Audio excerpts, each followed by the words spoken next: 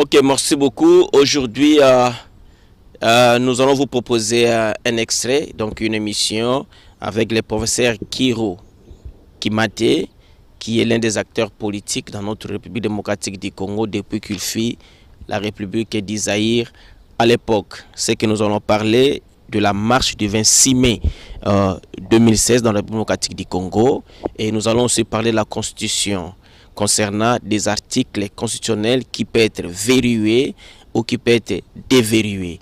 Alors tout le monde bien alinga la poto senga na bana Congo mobimba ke boyeba ke constitution yango pesa ko valeur na kati ya mboka na yo ndenge toza komona awa na Afrique du Sud, qui nous permet à tout moment de faire la marche ezali droit na yo en tant que citoyen de cet état.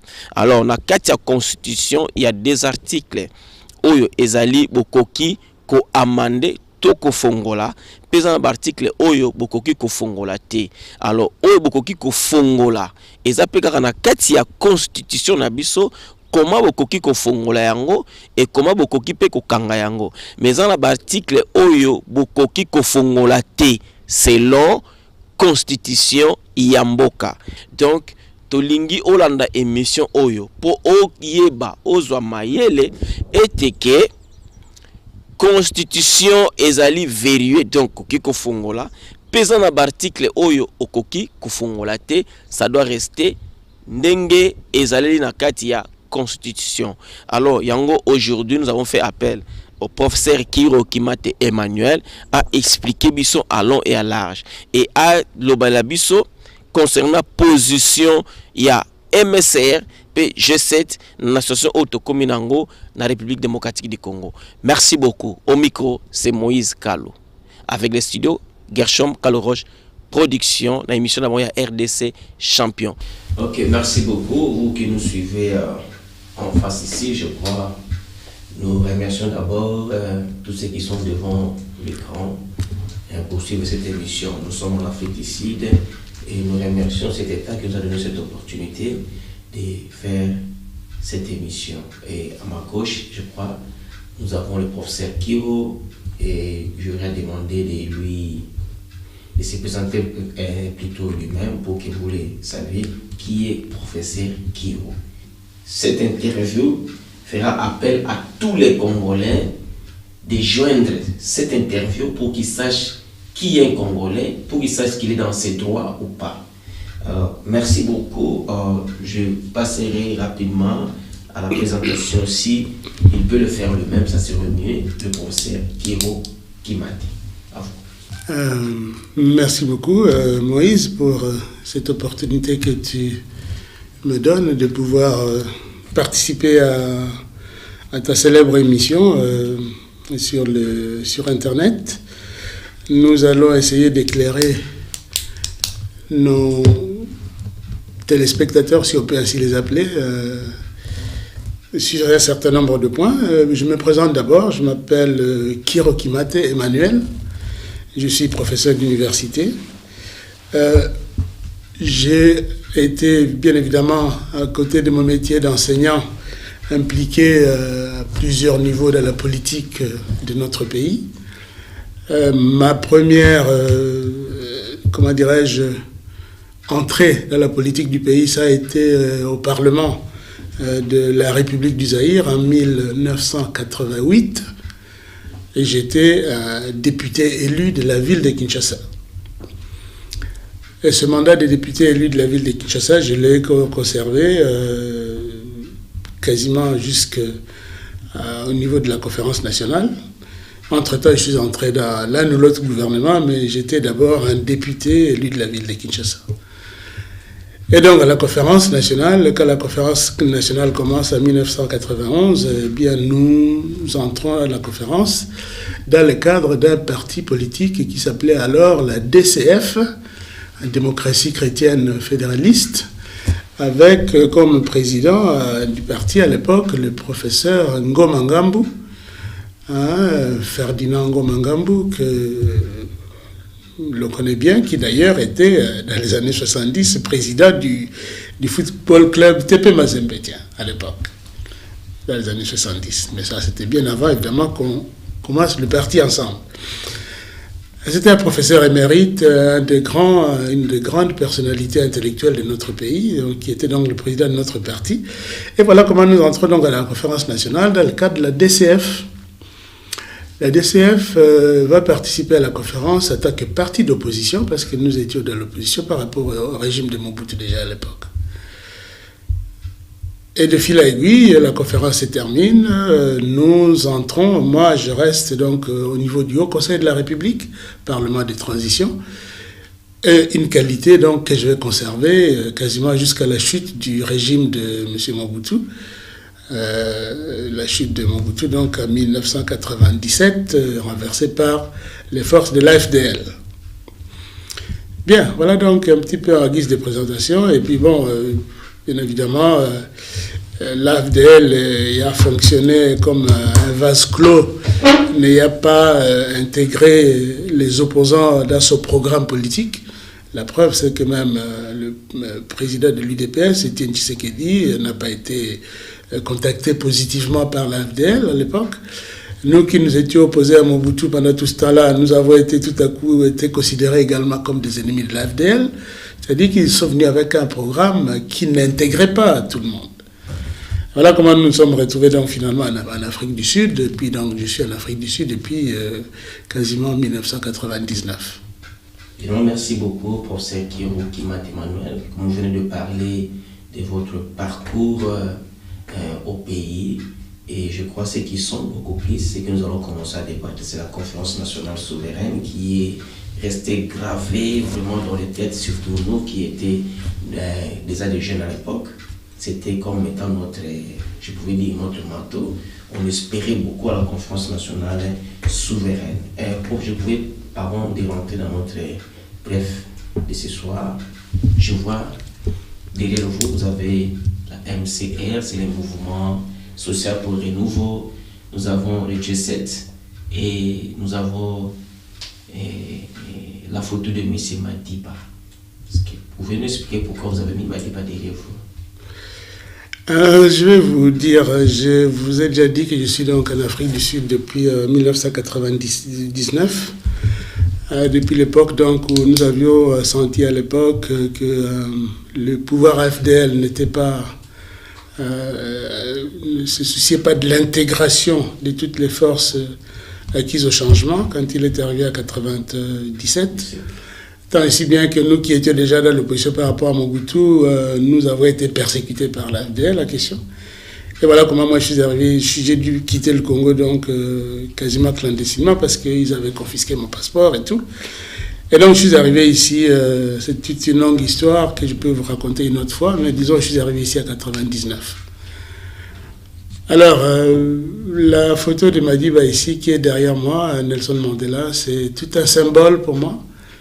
Parce que voilà un pays qui m'a accueilli, en fait, dans le moment le plus difficile, et qui m'a donné une seconde chance de reprendre ma vie qui était quasiment au plancher, avec ce qui s'était passé dans notre pays.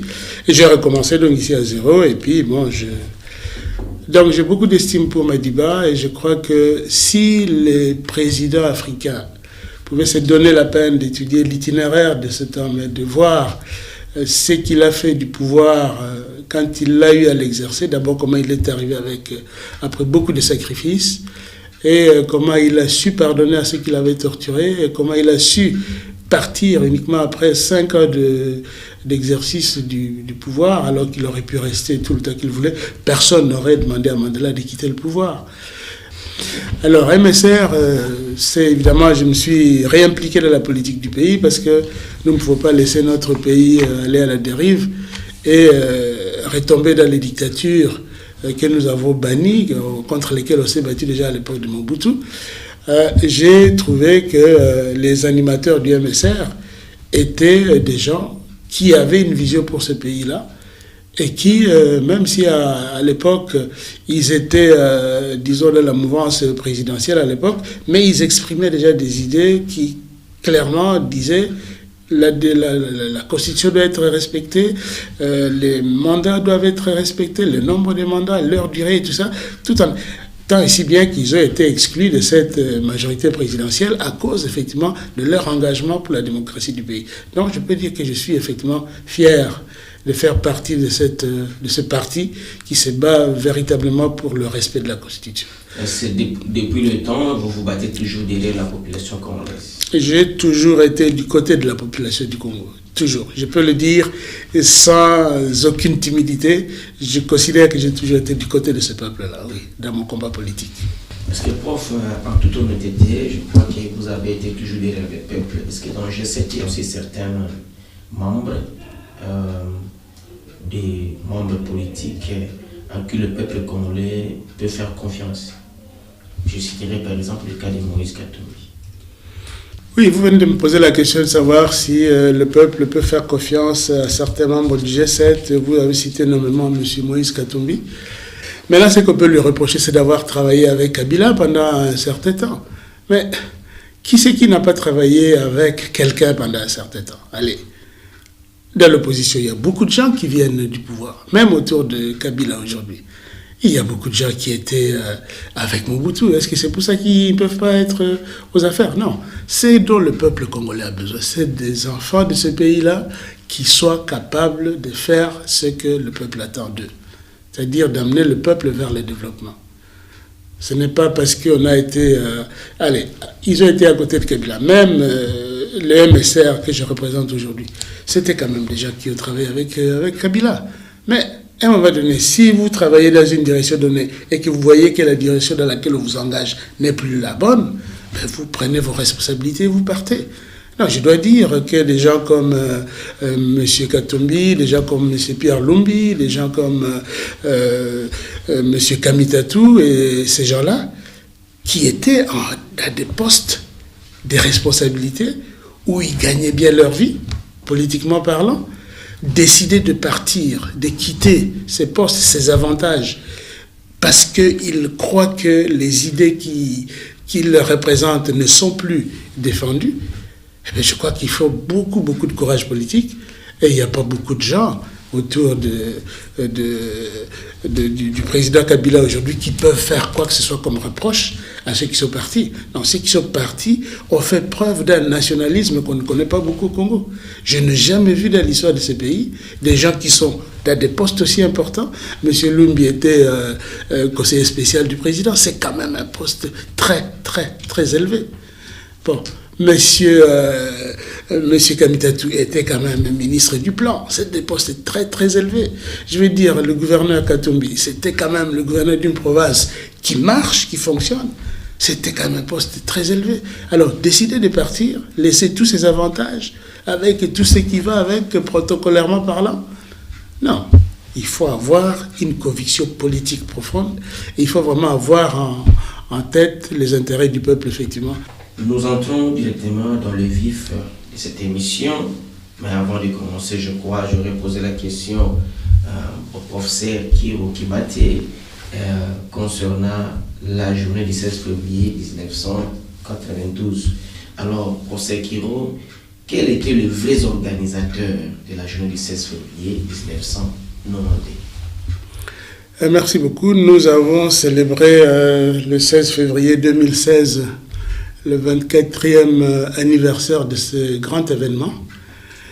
Et à l'époque, à cette occasion-là, nous avons rendu un vibrant hommage aux héros et martyrs de ce 16 février 1992. Et d'ailleurs, je crois que sur le même site sur lequel nous sommes en train de passer maintenant, il y a cet hommage qui est reprise sur une vidéo dans laquelle nous avons expliqué très clairement. Mais en bref, je vais simplement rappeler que ce n'était pas l'initiative d'un parti politique, ni quoi que ce soit, ni même pas d'une plateforme politique. À l'époque, nous étions à la conférence avec la plateforme qu'on appelait l'Union sacrée de l'opposition. Mais ce n'est pas l'Union sacrée de l'opposition qui a organisé la marche. La marche a été organisée par la société civile au sein de la conférence nationale. Et elle était coordonnée par ce qu'ils avaient appelé à l'époque le comité laïque de coordination, qui avait donc coordonné l'organisation de la marche. C'était un comité qui comportait 8 membres, si vous voulez, je peux vous les citer rapidement. Dans le comité laïque de coordination, il y avait M. Pierre Lumbi, justement, qui est président aujourd'hui du MSR. Okay. Il y avait M. Kandolo François, qui malheureusement nous a quittés. Il y avait Mme Marie-Thérèse Moulanga, qui est toujours là. Il y avait Marie Babou, qui est toujours là. Il y avait M. François Kabemba. Il y avait Paul Mido. Il y avait Benjamin Bonakaboué, qui sont toujours là. Et puis il y avait un certain Julien, le mec qu'on l'appelle Julien toujours. Alors voilà donc les 8 membres de ce comité laïque de coordination qui, encore je le rappelle, n'appartenait pas au parti politique, mais appartenait à la société civile. Alors, il y a eu la contribution effectivement de M. l'abbé Joseph Poundou, qui était à l'époque donc à la paroisse Saint-Alphonse de Matete à l'époque, et qui a aidé donc à l'organisation pratique. Hein, comment lui il a initié nos 8 membres ici du comité laïque, il les a initiés un peu aux techniques d'organisation de marche non violente. Okay? C'est lui qui les a un petit peu encadrés, qui leur a expliqué ce qu'on appelle la non-violence évangélique. Parce qu'il faut se souvenir que ce comité a été organisé également autour, la plupart d'entre eux, c'était quand même en coordination avec l'Église catholique. Okay. D'où c'était la nécessité donc d'appliquer ces techniques de non-violence évangélique, comme on l'appelle, une technique qui a été très développée en Amérique latine. Au mois de janvier, en fait, 1992, la conférence a été suspendue. Au mois de janvier, elle avait déjà été suspendue, en somme, par le gouvernement de Jean-Gunz Karl Libond. Le gouvernement donc, du président Mobutu avec comme premier ministre Ngunza Karl Libond.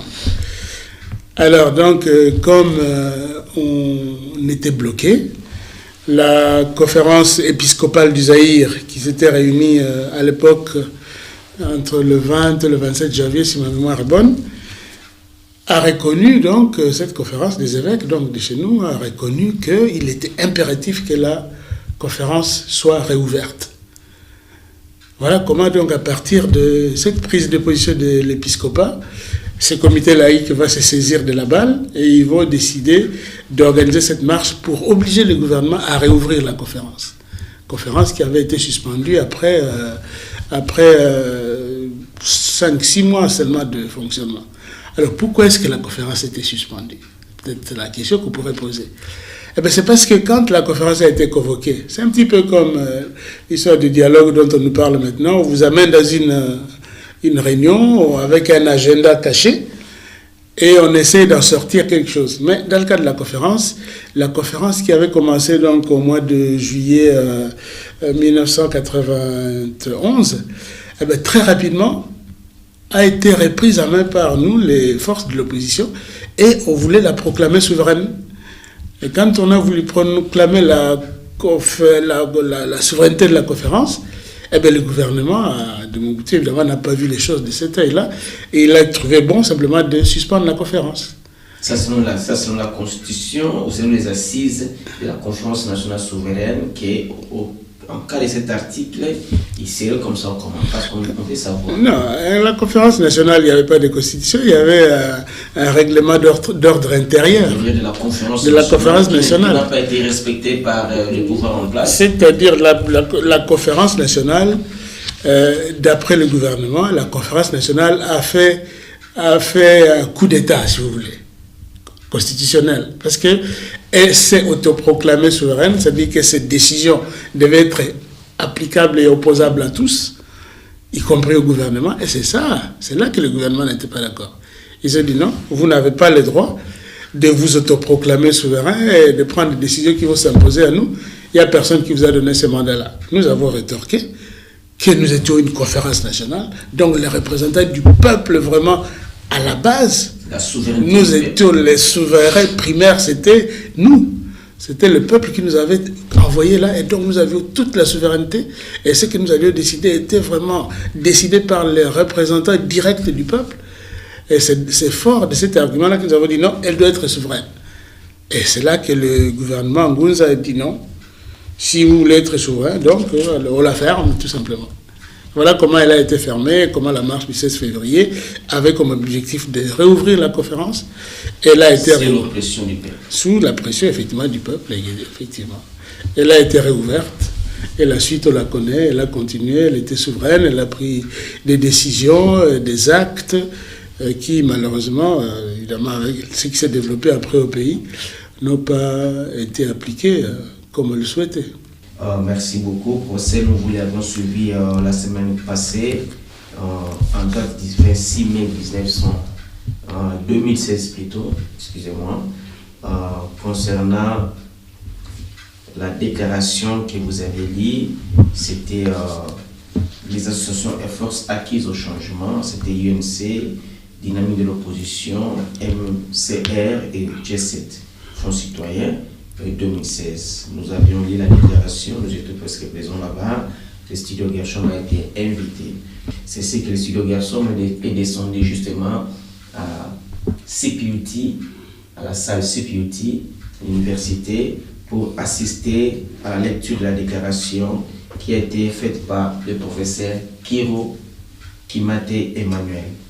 Alors pourquoi le MSR G7 Kekton et avec les associations et forces acquises au changement ont jugé la décision rendue par les juges de la Cour constitutionnelle comme étant une violation flagrante de la Constitution du 16 février 2006 à Sun City. La question de l'arrêt de la Cour constitutionnelle n'a pas fini d'agiter l'opinion publique congolaise. Nous pensons même que c'est une violation extrêmement grave de la Constitution. Et de facto, la Cour constitutionnelle devrait, je le dis sans exagération, devrait tout simplement se démettre elle-même. Parce qu'elle est supposée protéger la Constitution en l'interprétant comme il faut quand il le faut. Et là, elle a montré qu'elle n'était pas à sa hauteur. Qu'est-ce que je veux dire par là? Je veux dire par là que une Constitution comme la nôtre comporte un certain nombre de verrous qu'on ne peut pas enlever même si on s'appelle la Cour constitutionnelle. Même la Cour constitutionnelle n'a pas le pouvoir d'ouvrir ces verrous-là. Est-ce que vous pouvez expliquer à ceux qui nous suivent à la population congolaise qu'est-ce que nous appelons les articles verrouillés et déverrouillés? Je vais y aller tout simplement en disant ceci. La Constitution de la République que nous avons est une Constitution définitive. Ce n'est pas une Constitution transitoire, comme certains l'ont dit, une Constitution provisoire. Non, c'est la Constitution de la République démocratique du Congo. Définitive. Bon, maintenant, nous, en tant que MSR, en tant que G7, en tant que force acquise au changement, les autres partis qui sont co-signataires de la déclaration que nous avons faite, nous disons quoi? Nous nous opposons à la révision de la Constitution qui violerait cette Constitution. Une Constitution, c'est une loi fondamentale. Elle n'est pas statique pour dire qu'on ne peut pas la réviser, mais elle-même prévoit les mécanismes de révision. Bien, donc, nous étions en train de dire que l'arrêt de la Cour, elle a violé cette Constitution parce que, de facto, elle est une révision de la Constitution contraire au mécanisme que la Constitution a prévu. Bon. Alors, la Constitution de 2006 prévoit, effectivement, dans son titre 7, des mécanismes de révision. C'est-à-dire, ça veut dire qu'on peut la réviser. Elle a prévu elle-même qu'on peut la réviser. Mais comment est-ce qu'on peut la réviser? L'initiative de la révision, c'est l'article 218, l'initiative d'une révision constitutionnelle appartient concurremment au président de la République, au gouvernement, qui, après délibération au Conseil des ministres, à chacune des deux chambres, c'est-à-dire l'Assemblée nationale peut décider, le Sénat peut décider, okay, ou à une fraction du peuple congolais. Si 100 000 Congolais se mettent ensemble, ils signent une pétition pour demander la révision de la Constitution, ils adressent la pétition au Parlement, eh bien, la pétition va arriver, elle va demander la révision. Donc la Constitution prévoit elle-même comment on peut la réviser. Ce n'est pas écrit qu'on ne peut pas la réviser. Par contre, alors ça c'est important, il y a un article qui n'est pas loin de là, qui est de l'article 220, qui dit clairement qu'est-ce qui ne peut pas être révisé. C'est ça que nous appelons le verrou constitutionnel auquel nous sommes accrochés aujourd'hui. Hein? Ce verrou-là, la Cour constitutionnelle a essayé de le contourner, justement. Et je vais vous dire pourquoi. L'article 220 dit clairement ceci. L'article 220 prévoit clairement ce qui ne peut pas être révisé. Donc la Constitution elle-même s'ouvre et dit non, vous pouvez me réviser, mais voici ce que vous ne pouvez pas toucher. Par exemple? Alors, par exemple, la forme républicaine de l'État ne peut pas être révisée. La République, c'est la République. Le principe du suffrage universel, donc les élections régulièrement organisées et puis ouvertes à tous les Congolais qui ne sont pas dépourvus de leurs droits civiques. On ne peut pas réviser ça. La forme représentative du gouvernement, on ne peut pas réviser ça. C'est-à-dire que le gouvernement sera toujours dirigé par les gens qui ont gagné les élections. Ok? Alors, un point important, et c'est le quatrième, le nombre et la durée des mandats du président de la République ne sont pas révisables. Donc ici, nous sommes confrontés à la situation qui est régie par cet article 220. Cet article 220 qui dit clairement que le nombre de mandats, donc 2, qu'elle a déjà fixé, ne peut pas être changé, et la durée ne peut pas être changée. C'est 5 ans. Ce que la Cour constitutionnelle vient de faire, c'est en fait violer cet article 220. Parce qu'ils disent, non, M. Kabila peut rester jusqu'à l'élection du nouveau président. Cela veut dire quoi? Plus longtemps, c'est la durée du mandat. On lui donne un mandat plus long. C'est contraire à l'article 220. Okay? Et si on lui donne un troisième mandat, c'est contraire à l'article 220, parce qu'il dit que le nombre de mandats ne peut pas dépasser 2. Okay? Si nous voulons savoir le nombre de mandats, nous allons simplement à l'article 70 de la même Constitution qui dit que le président de la République est élu pour 2 mandats de 5 ans. Okay? Donc l'article 70 fixe clairement le nombre de mandats. Okay? Le même article 70 fixe clairement la durée de ces mandats-là. Okay? Et le même article 70 qui dit non renouvelable. Vous voyez? Donc c'est clair et net. Okay? Alors, maintenant, essayer de nous amener à un troisième mandat, ça viole très clairement l'article 220. Allonger le mandat sous quelque prétexte que ce soit, ça viole toujours le même article 220. Et donc, les gens qui disent nous nous opposons à la révision, non, nous nous opposons à la violation de l'article 220 qui dit qu'on ne peut pas réviser la Constitution en ce sens qu'on change le nombre de mandats. Le nombre et la durée des mandats sont non révisables. Point terminé à la ligne.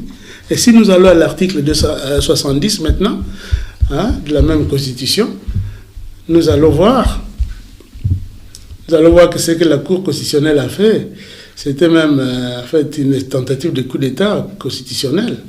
Parce que l'article 70 dit ceci: le président de la République est élu au suffrage universel direct pour un mandat de 5 ans, renouvelable une seule fois. C'est clair. C'est plus clair que de l'eau des robinets. Élu pour un mandat de 5 ans, renouvelable une seule fois. Ok? Et quand on dit maintenant, l'arrêt de la Cour constitutionnelle dit qu'il va rester jusqu'à ce qu'il y ait un nouveau président élu. Bon, nous disons que ça, c'est la violation de la Constitution parce qu'effectivement, l'article 70, qu'ils ont prétendu interpréter, dit à la fin de son mandat, le président de la République reste en fonction jusqu'à l'installation effective du nouveau président élu. Ok? Du nouveau président élu. Bon, alors ils se sont appuyés là-dessus et disent oui, bon, tant qu'il n'y a pas eu d'élection, il reste. Ok? Et logiquement, ça pourrait être ça. Mais ceux qui ont fait la Constitution ici, ils savaient que là aussi il y avait quelque chose, un passage par lequel on pouvait glisser. C'est pour ça qu'ils ont mis le verrou de l'article 73. Ils ont dit, et ce verrou-là maintenant il concerne la CENI, il dit voilà, les scrutins pour l'élection du président de la République est convoqué par la CENI 90 jours avant l'expiration du mandat du président en exercice. Donc si on compte 90 jours avant, ça nous amène au 19 août. Bon, cela veut dire qu'on ne peut pas se retrouver dans le cas de figure que la Cour constitutionnelle nous a amené. La Cour constitutionnelle ne peut pas nous dire il va rester jusqu'à ce que le nouveau président soit élu. Non, nous savons que 3 mois avant son mandat se termine, on doit appeler les gens à le remplacer, à voter. Et justement, si on ne le fait pas, parce que c'est ce qui va se passer, si on ne le fait pas, eh bien, il va tomber dans le cas d'empêchement, qui est aussi prévu par la Constitution. Sur quel article? La vacance du pouvoir est prévue pas très loin, à l'article 75. L'article 75 de la même Constitution. Vous savez, tous ces articles, il faut les lire ensemble. Il ne faut pas que la Cour constitutionnelle vienne nous embrouiller en lisant la moitié d'un article sans tenir compte des autres. L'article 75, il dit ceci. En cas de vacances, quelles sont les causes possibles de vacances? Le décès, la démission, ou pour toute autre cause d'empêchement définitif. C'est là, justement, que se trouve le verrou, encore une fois. Le président peut mourir. Bon, il faut le remplacer s'il meurt. Le président peut démissionner. Si on avait une cour constitutionnelle sérieuse qui reconnaît qu'il a violé la Constitution, on peut le contraindre à la démission. Ou alors, toute autre cause d'empêchement définitif. Toute autre cause d'empêchement définitif, c'est ce qui va arriver ici en décembre. Parce qu'en décembre, selon l'article 70, le président sera arrivé à la fin de son 2e mandat de 5 ans et il sera donc empêché définitivement. Parce que c'est ça l'esprit de l'article 70. Il sera empêché définitivement de devenir président. C'est un empêchement définitif que la Constitution elle-même a mis là. Bon, un empêchement définitif d'ailleurs dans lequel la mouvance présidentielle est en train de pousser le président elle-même, parce qu'elle ne veut pas organiser les élections. Donc elle va l'amener à un empêchement définitif qui est prévu par la Constitution. Donc 70 dit 2 mandats de 5 ans. Quand vous arrivez au terme du 2e mandat, vous êtes empêché par la Constitution parce qu'elle ne vous permet pas d'aller plus loin. L'article 75 dit qu'en cas de vacances, suite à toute autre cause d'empêchement définitif, cet empêchement définitif sera acquis le 19 décembre parce qu'il n'y aura pas eu d'élection. À cause de la CENI qui n'a pas convoqué les électeurs 90 jours avant. Mais ça, ce n'est pas la faute ni de l'opposition, ni de la population. Non, on va simplement constater qu'on est arrivé le 19 décembre, sans qu'on ait élu un nouveau président. Nous allons constater que le président qui est présent est empêché définitivement par l'article 70, et nous allons appliquer alors à ce moment-là l'article 76. Ils sont tous là, les articles. Nous allons appliquer l'article 76 qui dit que la vacance de la présidente de la République est déclarée par la Cour constitutionnelle, saisie par le gouvernement. Bon, c'est là que nous allons avoir un problème peut-être, parce que le gouvernement actuel et la Cour constitutionnelle actuelle ne vont pas constater.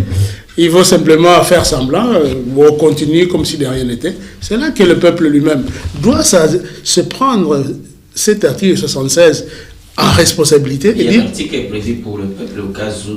Et l'article qui va permettre au peuple de contourner le fait que la Cour constitutionnelle et le gouvernement ne vont pas déclarer la vacance. Parce que c'est eux.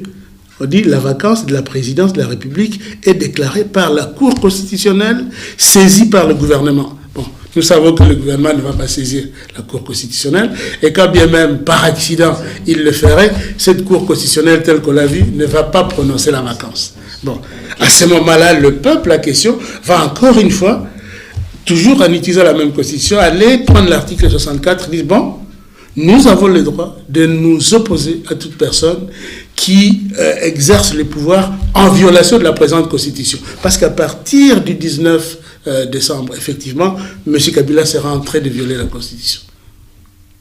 En restant, contrairement à l'esprit de l'article 70, qui lui dit que le 19 c'est terminé, 2 mandats, c'est fini, vous êtes empêché définitivement. Si vous restez, vous violez la Constitution et le peuple, fort de l'article 64, peut s'opposer.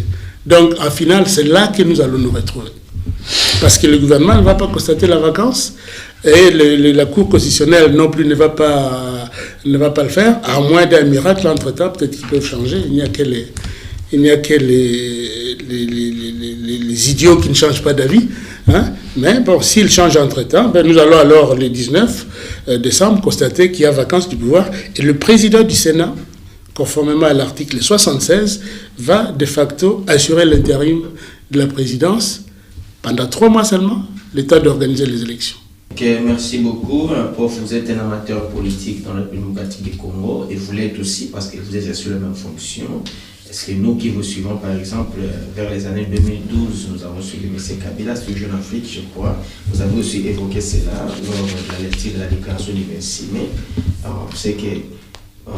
le Président Kabila, le 12 juin 2007, à Jeune Afrique, les pouvoirs isés, il faut savoir s'arrêter. La constitution est sacrée. C'est vous, les hommes politiques, qui s'attendent souvent dans les médias. Comment vous sentez cette déclaration faite par M. Kabila dans les années 2007? Nous avons dit ça dans notre déclaration du 26 mai. Nous avons rappelé à M. Kabila ses propres paroles. Ce n'est pas nous qui l'avons dit, c'est lui qui l'a dit. Il a dit, je le cite, le 12 juin 2007, il parlait dans une interview comme celle-ci, avec un de vos confrères, donc Jeune Afrique. Il a dit, voilà, le pouvoir use. Donc si vous restez longtemps, ça vous use, vous devenez usé, quoi. Les pouvoirs usent, il faut savoir partir. Ça, c'est Kabila qui parle. Le 12 juin 2007. C'était il y a 9 ans. Ok? Mais lui, il ne savait pas que le temps passe vite. 9 ans après, le voilà. Il ne sait pas s'arrêter. Il faut savoir s'arrêter. C'est lui-même qui l'a dit. Et puis après, il a ajouté, la Constitution, c'est sacré. Bon, tout ça, c'était vrai. Les pouvoirs usent, c'est vrai. La Constitution, c'est sacré. Ça reste vrai aujourd'hui. Alors moi, je réponds à M. Kabila, je lui rappelle une chose. Je dis, voilà, cette même Constitution que vous avez qualifiée de sacrée, pour nous, elle est toujours sacrée.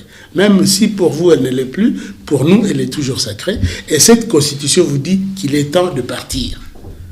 C'est tout. C'est tout simplement ça. Il l'a dit, le pouvoir use, il faut savoir partir. Et la Constitution, c'est sacré. Bon, nous disons, oui, c'est vrai, on n'y touche pas à la Constitution. Hein? En tout cas, pas à ce qui concerne les articles non révisables. Je renvoie M. Kabila à aller avec ses conseillers juridiques, aller réétudier l'article 220 de cette Constitution et de l'associer avec l'article 70, de l'associer avec l'article 73, de l'associer avec l'article 75 et de l'associer avec l'article 76 pour savoir qui sera son remplaçant le 19 décembre. Et je l'envoie à l'article 64 pour qu'il sache que si, malgré tout, il ne part pas, comme la Constitution le demande, eh bien, ce peuple va appliquer l'article 64 pour le pousser dehors. C'est aussi simple que ça. Si nous avons dénoncé avec force, effectivement, ces différentes atteintes, c'est parce que nous les considérons, encore une fois, comme des violations flagrantes de la Constitution. L'article 61 de la Constitution, non, d'abord, même l'article 60, l'article 60 de la Constitution est très clair là-dessus. Même si le pays était en état d'urgence ou en état de guerre, ou quoi que ce soit, il y a des choses que le gouvernement ne peut pas faire.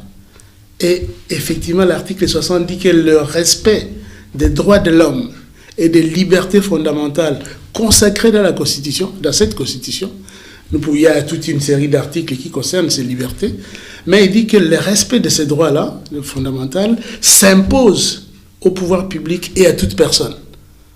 Donc, commençant par M. Kabila et à passer par toute la structure, que ce soit les gouverneurs des provinces, les chefs de la police, l'armée, tout le monde, sans exception, doit respecter les droits de l'homme et les libertés fondamentales. Bien. Qu'est-ce qu'on appelle liberté fondamentale? Quand vous voulez manifester votre désaccord avec le gouvernement, vous avez le droit, c'est la Constitution qui le dit, je peux vous chercher l'article, c'est la Constitution qui dit que vous avez le droit de marcher sur les lieux publics, pourvu que vous ne perturbiez pas l'ordre public. C'est clairement dit là-dedans. On ne peut pas toucher à ça. La marche, d'ailleurs ce qui m'étonne, c'est qu'en République démocratique du Congo, le gouvernement est le premier à violer la Constitution tout le temps. Quand quelqu'un va à l'hôtel de ville pour dire « je vais faire une marche », l'hôtel de ville n'a pas à autoriser la marche. Non, ce n'est pas une permission qu'on demande. La Constitution nous donne le droit de marcher. Vous devez simplement aviser l'hôtel de ville, c'est pour information. Ce n'est pas une question de demander la permission. Et l'hôtel de ville va sécuriser simplement le secteur. Voilà, tout simplement. On vous informe que nous allons marcher sur telle artère. C'est ce qui se passe ici en Afrique du Sud. L'article 61 complète tout ça. Par exemple, la liberté de la presse, la liberté de conscience, liberté de religion et tout ça. Tout ça est prévu dans la Constitution. C'est le gouvernement qui viole systématiquement cette Constitution en imposant des choses qui sont totalement contre la Constitution. C'est votre droit d'aller marcher sur la rue, tant que vous ne cassez rien. Vous informez l'hôtel de ville. Mais ils ne peuvent pas dire on n'a pas autorisé. Non, ils n'ont pas le droit de ne pas autoriser. C'est déjà une violation de la Constitution de ne pas autoriser une marche. Et merci beaucoup. Nous approchons vers la fin de cette émission. Si le professeur Kiro Kimate, qui est le représentant légal du MSR et du G7 ici en Afrique australe, peut avoir un mot qui peut s'adresser à la population congolaise, tant nationale qu'internationale. Là, je fais appel à la diaspora congolaise. Bien, merci beaucoup pour l'opportunité que vous me donnez là, cher Moïse. Je dois dire, donc, comme vous dites, un dernier mot à notre peuple. Chers compatriotes, je suis content de pouvoir m'adresser à vous, vous qui êtes au pays, aussi bien que vous qui êtes de la diaspora comme moi, donc à l'étranger. Je dois vous dire que le gouvernement de la République, le gouvernement donc de M. Kabila, qui dirige notre pays, est en train d'amener notre pays vers le précipice. Un précipice qui risque de coûter des centaines, si pas des milliers de vies aux Congolais. Il est encore temps de changer ça et d'empêcher que cela n'arrive.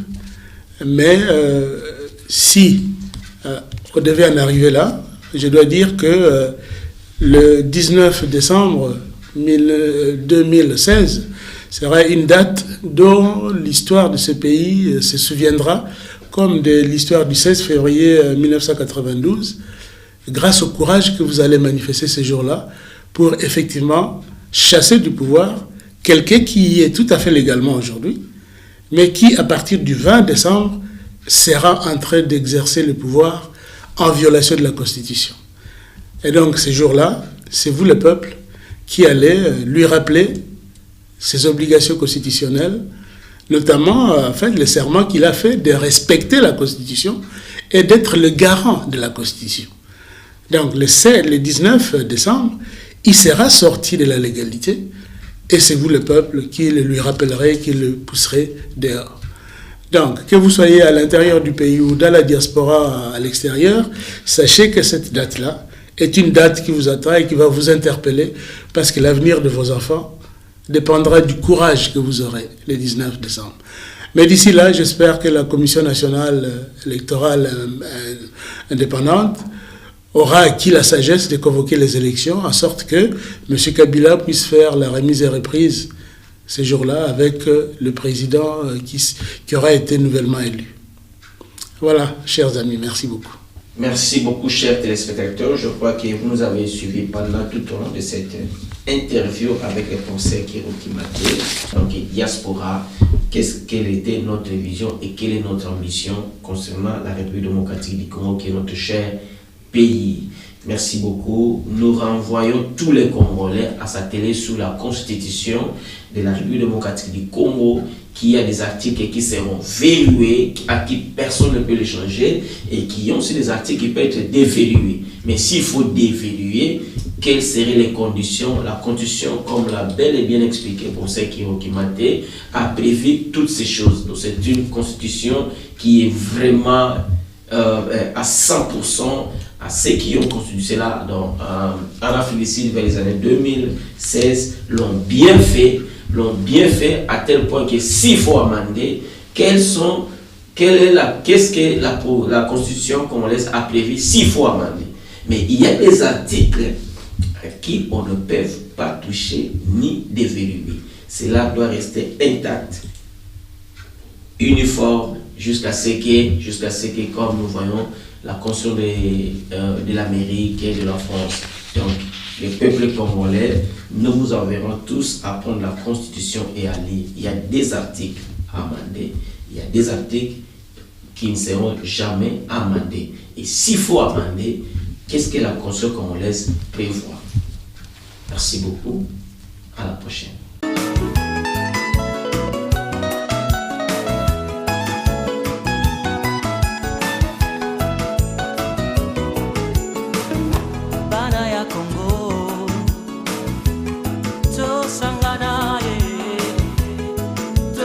lokola